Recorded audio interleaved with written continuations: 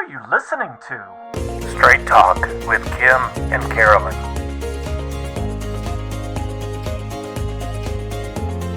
Yeah, and I think this socialism sucks is inflammatory. Well, that's a system of government, and we were told we were allowed to talk about economic issues, and we are a capitalist country, so I don't see a problem promoting capitalism when we do live in that economy. I don't see a problem promoting capitalism, given that we live in that economy and we embrace and support that approach. But in supporting and promoting capitalism, we don't have the right to defame and to insult other forms of government. Why don't we have the right to do that? Because you don't have the right to do that in the school, right? Outside of the school, do what you want. Why isn't that? Aren't we allowed to disagree and have our own opinions on having? Because it's within the confines of a high school with a limited open forum, and we have to be as neutral as we possibly can. Hey, welcome to Straight Talk with Kim and Carolyn. This is our first post-legislative show. We have some issues going on. We're angry? No. Yeah. Disappointed? Yeah. Frustrated? Yeah, kind of all of the above. Shocked? You know, no, not shocked. That would not be one of the emotions.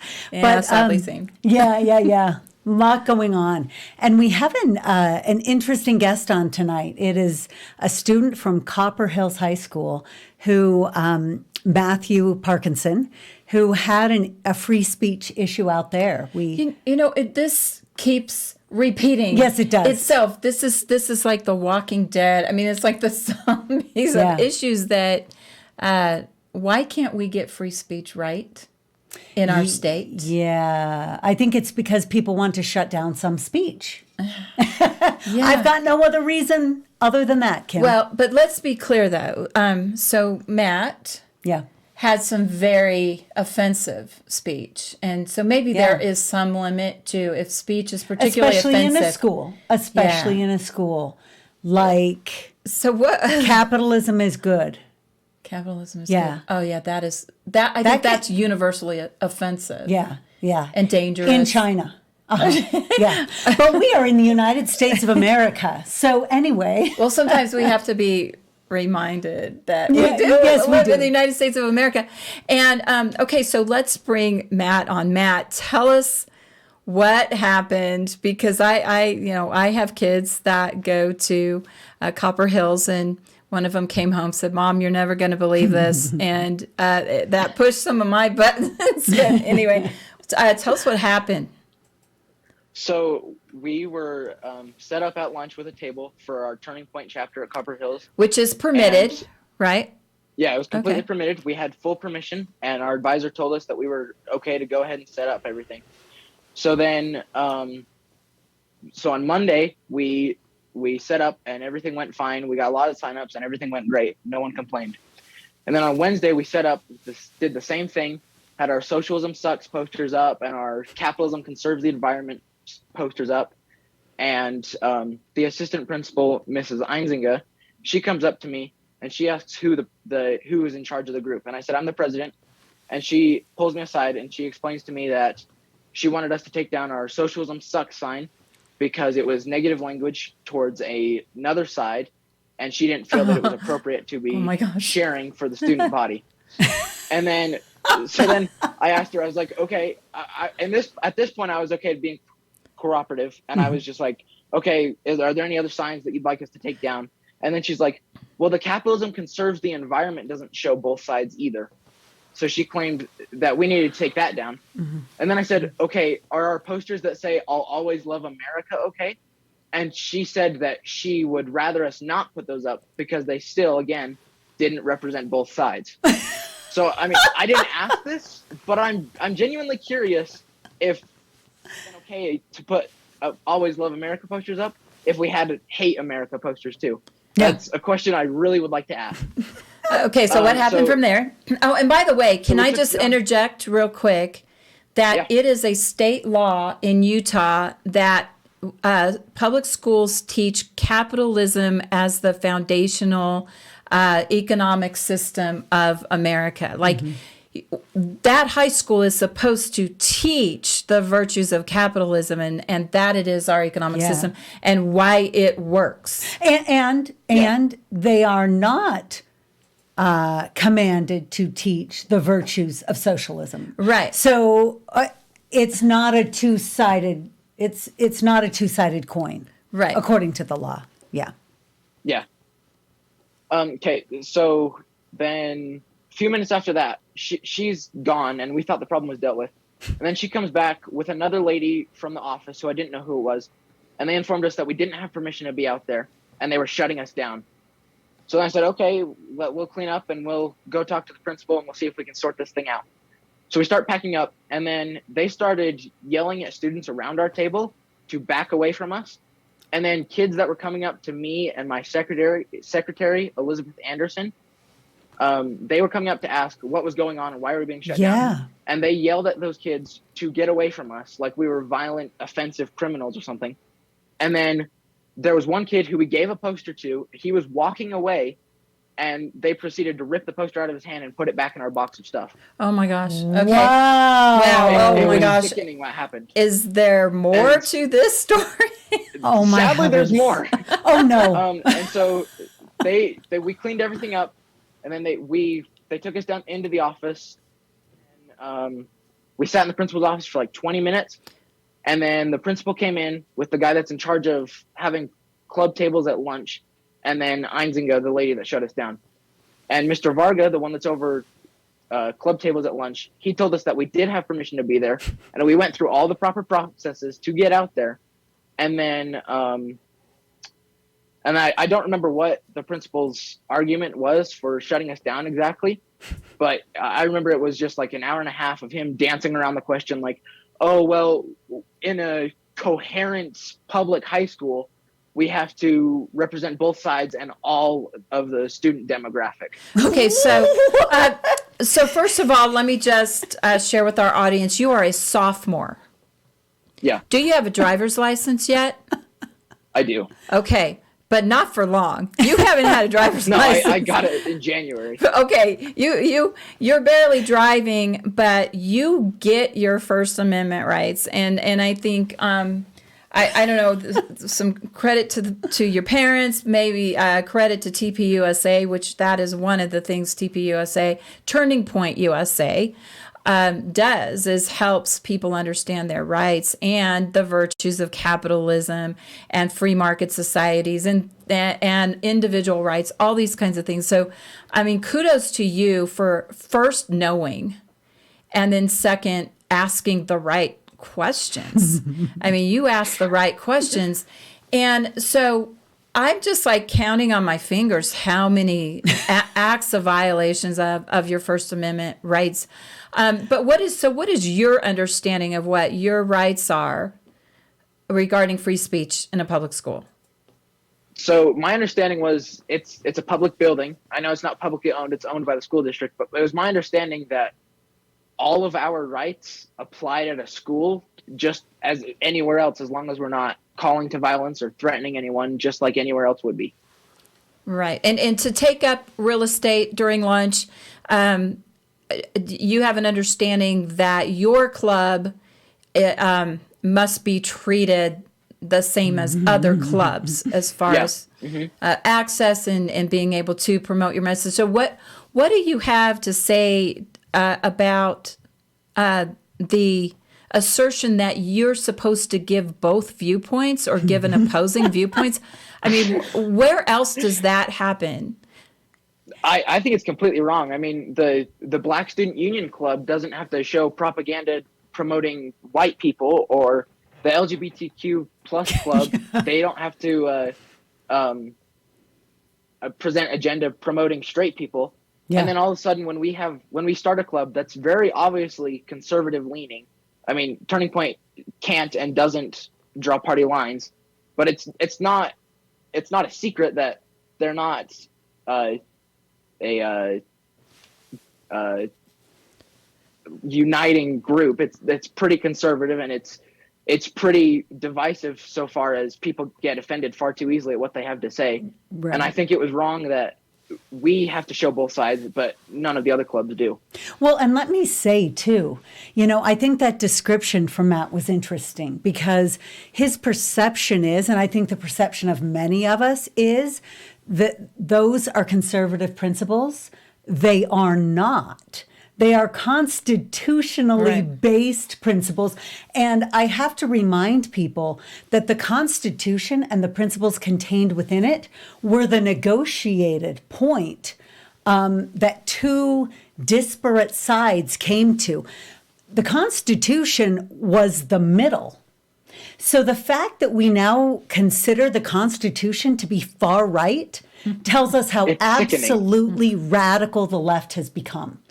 Absolutely. So I again, kudos to you for understanding your rights. And some of the most important landmark free speech cases are those that were in the public education setting, in a K-12 setting.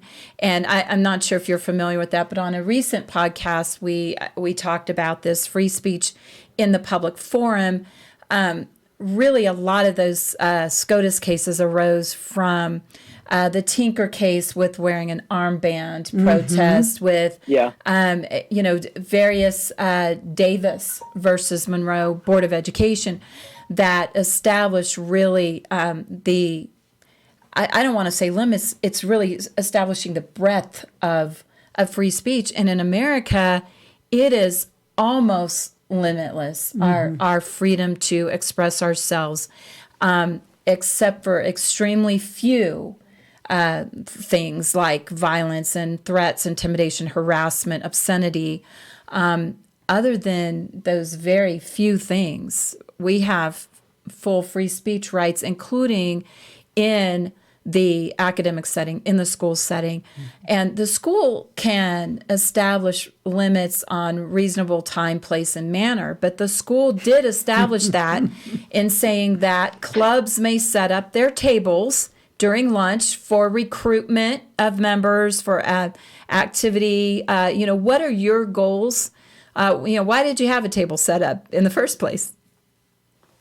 We wanted to grow our chapter. We started with 10 people, I think, at the beginning of the year, and we've gotten a couple along the way, but we haven't gotten like a decent following until we set up our table, and now we have approximately 30 to 50 people. Nice. So and that is a quick did growing. this incident allow for more rapid growth? Oh, it made our chapter explode. Awesome. I think we gained it was amazing. I think we gained 27 followers in a matter of hours on our Instagram account.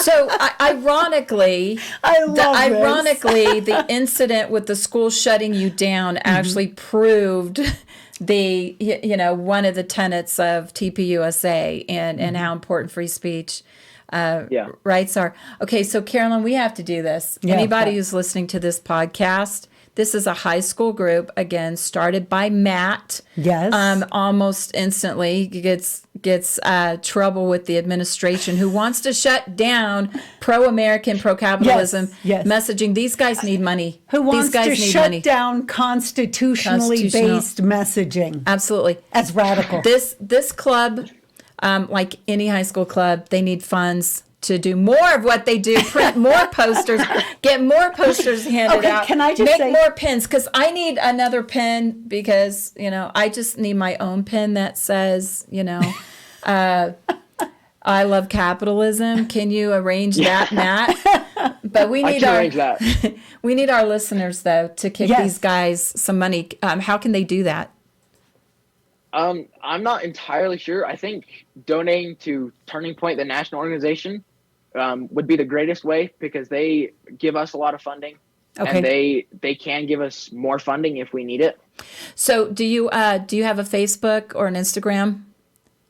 We have an Instagram account titled TPUSA at Copper Hills High. Okay, so I'm going to say this. Yeah, donate to National Turning Point. They're a great organization, but this club needs Yes. money. So you find out, Matt, how people can donate to your local chapter here at Copper Hills, and we'll have people watch your Instagram for information on that. Now what? Where are things now? So currently we are waiting for a response from the superintendent or the principal explaining the exact written policy we broke. And then today, our secretary, Elizabeth Anderson, had her mom come in, and she talked with the principal, and she discussed with the principal, and the principal said that actually no club is allowed to put up a table at lunch anymore because Oh of my gosh. the problems that we've created. Oh my gosh. And then That is outrageous. Okay, because they didn't like your message, they took everybody's speech away. Yes, they did. pretty much, yeah, exactly. Yeah. So he said we'll have one opportunity in the spring and one opportunity in the fall for every club to have a table at lunch, and then after that, it's done. Okay, this is truly bizarre, Well, right? it's more than bizarre. It's disturbing. So I'm concerned that I have kids that go to this school, Yeah. and that's their leadership. That's right. And there's a lot of concern right now, especially in our society, especially locally, about what's going on in our schools. Yes. This is not helpful because this is, if this principal, this administration has this mindset, that is pervasive Yes. throughout the school culture. Fosmu has a question. Well, Fosmu. it just seems to me that the obvious direction for the school to go here that would be fair would be like have a table for the Democratic Socialists of Copper Hills. Yeah. And for them to have their own table and Well, let's here's the be problem. clear. Yeah, let's be clear. You do not. Years ago, one of my older kids wanted to create a Republican club on the campuses. Actually, wasn't one of my kids. I was like in charge of teenage Republicans. So I went school to school and was told that we could not establish a Republican club unless there was also a Democrat club. Now, I didn't know so much about free speech At the time. But absolutely, you don't restrict one viewpoint speech just because the other is not there represented. There's a whole lot of viewpoints that aren't represented. Of course. It doesn't mean we don't. We on shut a whole down. host of issues. And let me say, too, to Fosmu's point, I think the difficulty is that those who want to just simply suck off the teat of the system aren't necessarily the type who are going to get a club together and do what they need to do the work. That's right. That's right. I mean, come on, man. That's right. So there may be like a reason they need to shut you guys down because they're going to allow your socialist brothers to catch up, Yeah. Yeah. right? They're running behind. I do have to say, though, I have a son this age, and he's pretty political and not afraid of much when it comes to political speech, but I am like blown away. I am super impressed. I could not see my son doing this. I'm really impressed with you, Matt. Nice going. Yeah. Great job. Okay. So you're going to be graduated before you get an answer. Can I ask a question about this? Because so Matt, you had mentioned that you were going to learn soon from the superintendent what written policy you violated. You mentioned this to us before we started the show, but we haven't let our audience know this. You asked the principal about this, correct, when you were called into the office? Yeah. I asked him what grounds we were shut down on. Yeah. And the only answer they gave was that both sides weren't represented. Which is funny because it's not my fault the Socialist Club of America didn't step up and That's exactly make right. a table. Yeah. And it's not your job to recruit those people. But I am extremely concerned that the principal would try to chill your speech and really this was more than chilling your speech. This was attempting to change your mindset to say that in a, what was the word you used, but in a cooperative society, in a Coherent in a public high coherent school is what he used, in a I think. coherent whatever the society is, whatever that that we should all avoid any speech that might have opposition. I mean, or that you don't do what you did if you were nice. But yeah, there's this too. Compelled speech is a violation of one's That's right. free speech rights. 100%. So who is supposed to give that other message if no one's stepping up to give it? They wanted you presenting that. Is my understanding correct, Matt? Pretty much, yeah, I think so. Yeah, so here they are trying to compel them to give the case for a bunch of weak-minded individuals. Like, it's hard for intelligent people to get that case in the first place. And secondly, it is, well, intelligent, non-lazy, hardworking, productive people to make that case. But even putting that aside, compelled speech is a violation of one's free speech. Well, and what they do too, also, and Matt, you were sitting in the seat, and I don't know how you felt when you were getting your hour and a half long lecture. Seriously. But it seems like it was aimed at somehow shaming you. Yeah. For your position and for what you did. And now you've disrupted, the milieu of the school, and now you've caused trouble, and Yeah. how, I mean, that's the impression I get from the words that were used, but that is a tactic, is to shame people's speech and to make you retreat, to chill. But in an environment that is an educational environment that should be teaching you these things, they're teaching you the opposite. Yeah, pretty much, exactly. Well, and this effort to chill speech, it's happening in a lot of ways, right? This is one of those. Another one is what we see so often, which is name calling, so that people are afraid to speak. And it is truly a means of social control. We are going to put you in a position where you are so uncomfortable speaking, and the excuse that we're using is that we want other people being comfortable. Right. So we will intentionally make you uncomfortable. So we're not really shutting down your speech. We're just making you so uncomfortable that you aren't willing to speak it. Well, go ahead. Yeah. So that's kind of what happened in our meeting with the principal. I know myself and our secretary, we both felt really bullied in that meeting. Exactly. And none of the administrators really ever quieted down for us to voice our case. They kind of just kept talking over us the whole time. Wow. And I think I interjected maybe once or twice, and our secretary interjected maybe 3 times. But really, we couldn't get our thoughts in because they kept filling the space with their thoughts and their words. Okay, I got to ask you this though, Matt. Can we all anticipate an upcoming TikTok version of that meeting? Because I don't know who gets an hour and a half lecture like that doesn't have an iPhone rolling somewhere. I think our secretary might have been recording the conversation. And I think we're definitely going to be sharing that. And maybe we can help you. Actually amazing. Okay, let's talk after we're done here, because I think we might have some good ideas. Yeah. Okay, some fun ideas. Yeah, again, Matt, congratulations for starting the club. As you know, sometimes it's hard to break into a culture and establish your message, the very pro-America, very pro-Constitution, very pro-capitalism, free speech. And so you've done that, and for weathering the event. Can I just say one thing as you're saying that? It made me think, if we have a school system, you talked about breaking into a culture, and really it's a culture opposed to these things, and then you went down a list of every pro-America, pro-freedom point, and all I could think was, if the culture we're talking about is opposed to all of these things, and that is our school, our education system culture, we truly are in trouble.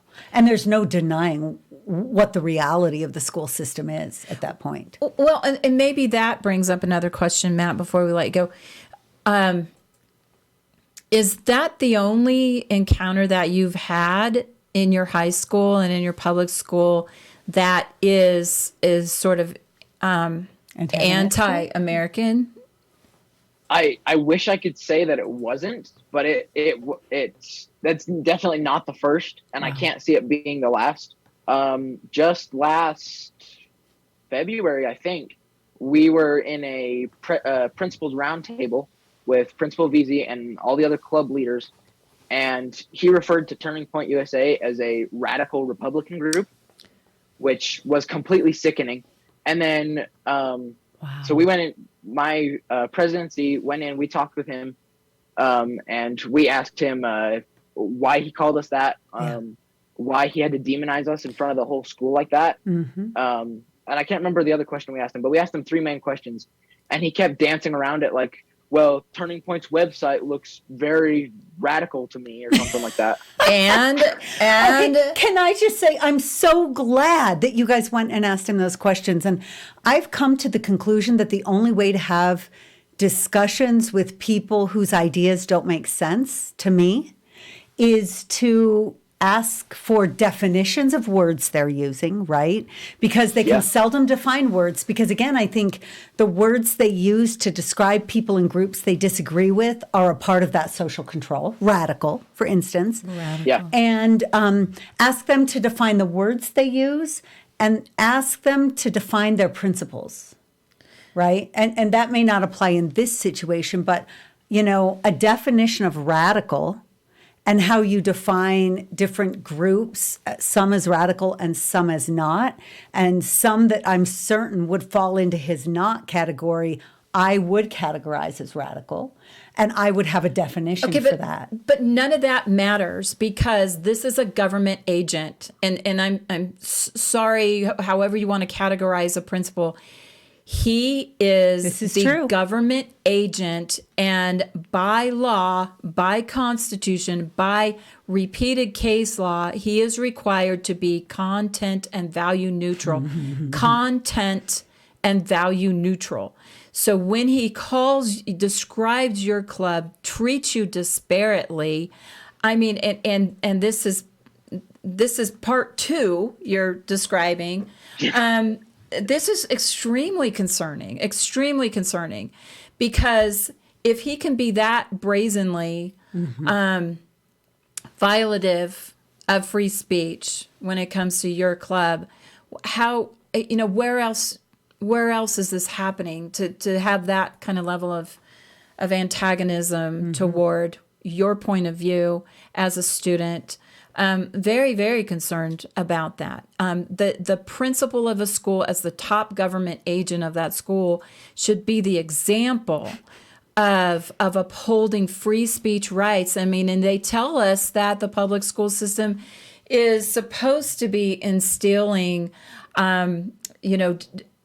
those kinds of things in you, that you will stand up and speak for the things you believe in, is something that should be celebrated by a principal, not quashed, not humiliated, not shamed, not thwarted and prohibited. So it's the very opposite thing of what public school frequently tells us they're trying to instill in our youth, and that's such a problem. That is such a problem.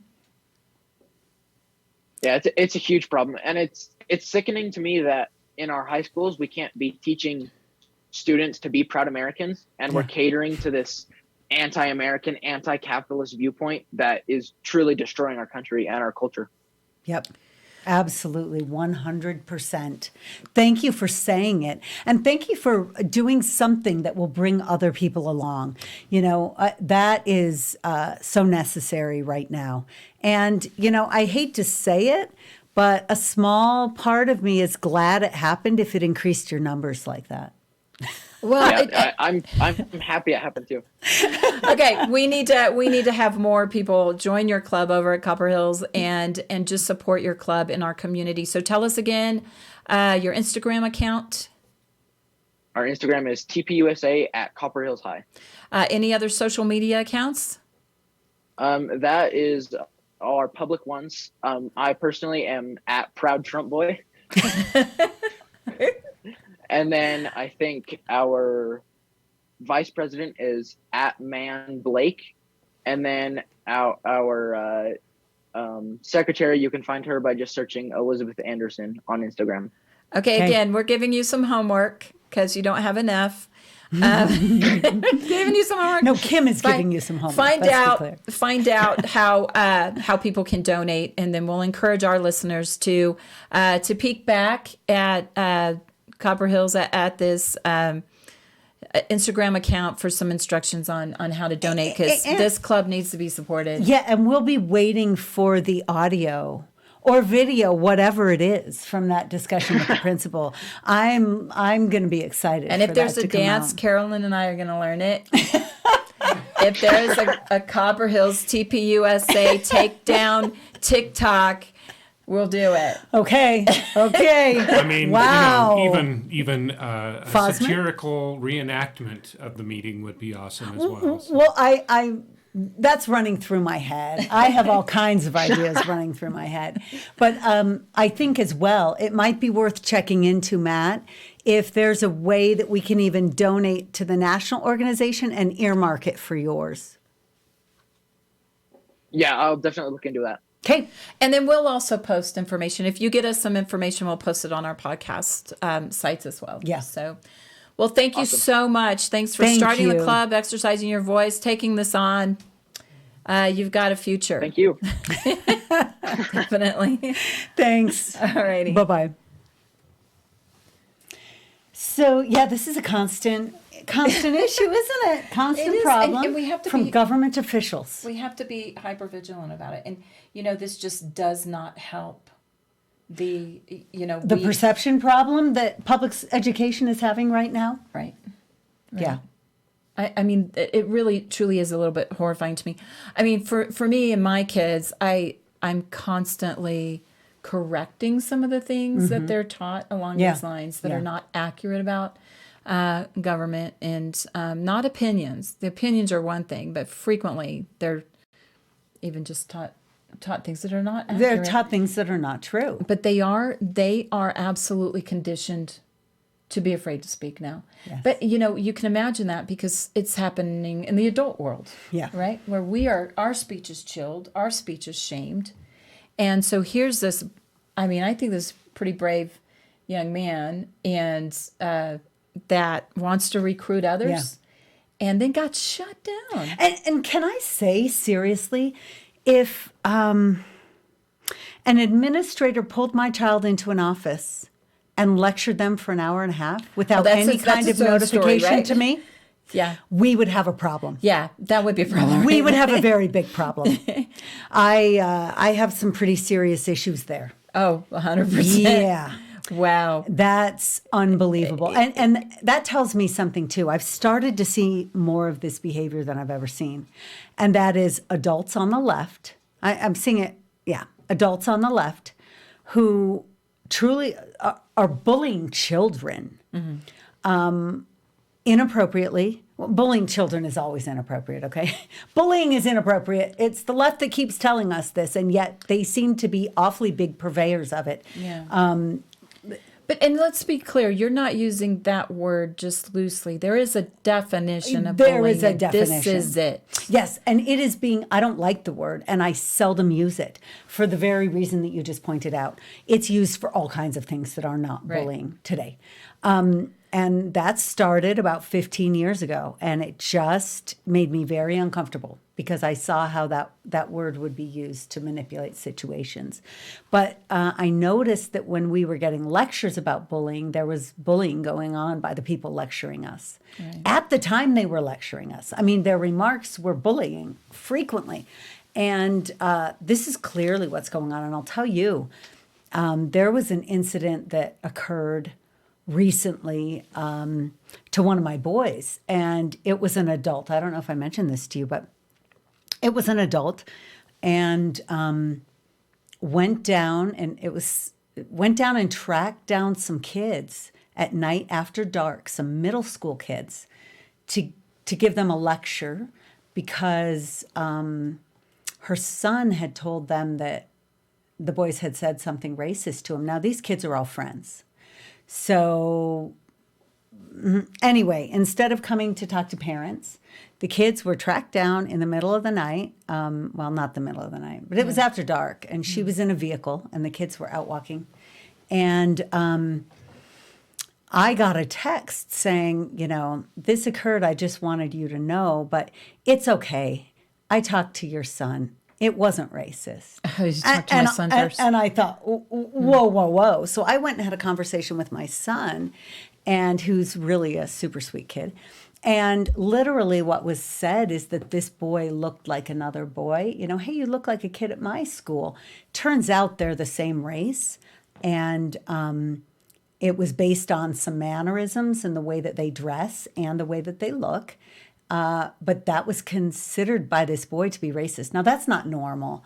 If you tell me that I look like another person who happens to be white and blonde with brown eyes, that doesn't make you a racist. That makes you somebody who can actually see what's in front of your face. Well, I'm a little bit horrified at what happened here. And, you know, these are hard circumstances for us to navigate sometimes as adults, but to bring it into the child world, to have, you know, the first element of definition of bullying is if there is a power disparity. And of course, in this situation, you have an administration, absolute power disparity with children. So where do you cross the line from being properly exercising some authority here, but then just that's about 5 minutes in. 5 minutes in, you've crossed the line. Well, somewhere the line was crossed in so many places here. And, you know, the thing is, you know, a lot of people know that I did campus free speech legislation for years, the whole time. And I you was up dug there. into these issues. And it always made me wonder why these students in college aren't standing up for themselves and why they let some of this happen. They're getting trained at the high school. Yeah. They're getting maltrained at the high school. Yes.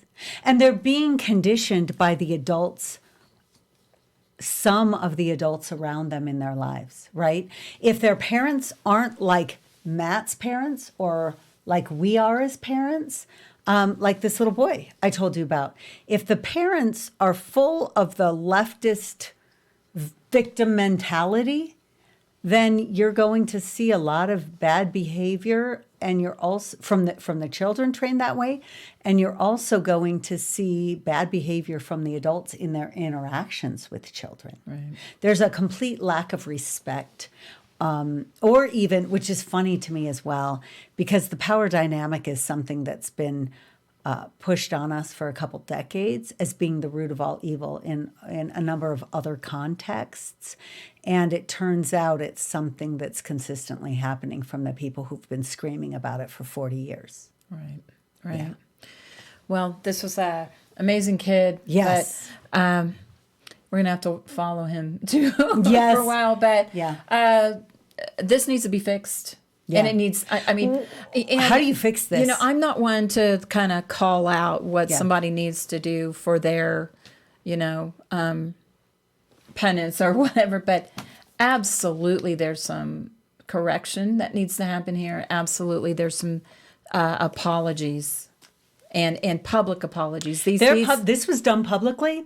Yes. Public apologies need to take place. That's right. Yeah. That's right.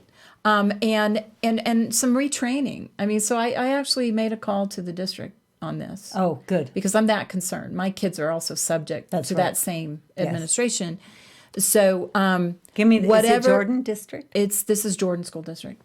So either the administration severely lacks an understanding of First Amendment law, especially in the education setting, and they need to be retrained. Make it a point, retrain these people. Take them into whatever, day of orientation or, continuing education. These people absolutely need to understand the First Amendment.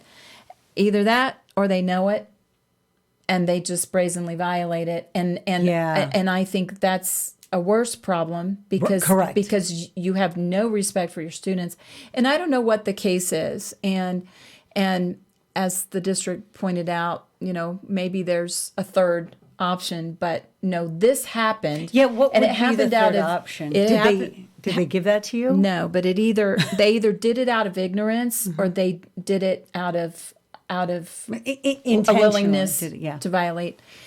Neither one is acceptable on a school administrator. Well, and can I say this? It could have been either one of those, and it still doesn't necessarily lead to locking kids in a room for an hour and a half, not allowing them to speak, and bullying them.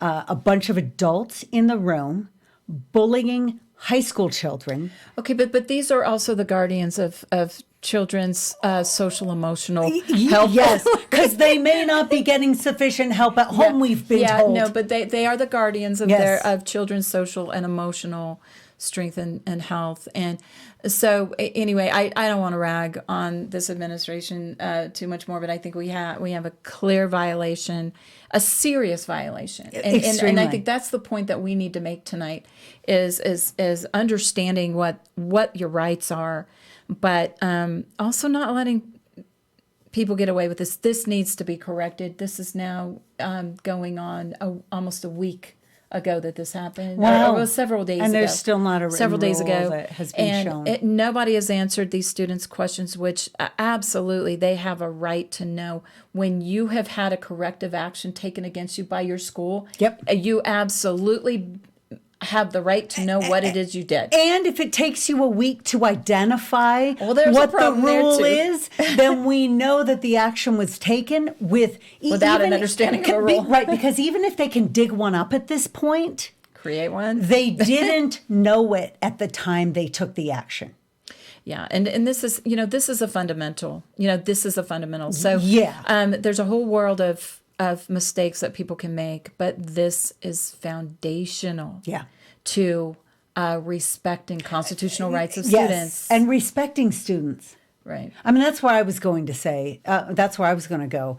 As you were saying that, that's where I thought you were going to go. This is an issue of respect for the other humans around you. Basic respect. Basic respect. Yeah. Yeah. So Yeah. that this happened, I mean, I'm stunned. Yeah. But yeah, interesting discussion. I think we will continue seeing more of these unless, in various other places, unless some lessons are learned pretty quickly. Okay, well, that wraps up another episode. Thank you for listening to Straight Talk with Kim and Carolyn. Please go wherever you can find your favorite podcasts and give us a follow, share, subscribe, like, all kinds of things. We're hearing out in the community. We're hearing all the time. We are hearing constantly. Yes. So we listen to the podcast. So, Yes, so thank you. So great. Thank you for listening, and please share and follow us. And thanks to Fosmu, our awesome producer. My pleasure. And thanks for your questions and comments, Fosmu. All righty. Till next time, Straight Talk with Kim and Carolyn. See you later.